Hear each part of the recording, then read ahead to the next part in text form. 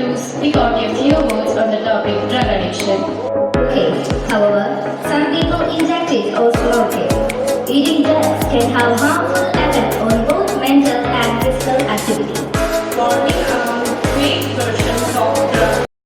തുരത്തണം പതഞ്ഞ പുകഞ്ഞ് തീരു മക്കൾക്കെന്നു കാവലാകണം വെടിയണം തടയണം ലഹരിയെ തുരത്തണം പതഞ്ഞ പുകഞ്ഞ് തീരു മക്കൾക്കെന്നു കാവലാകണം.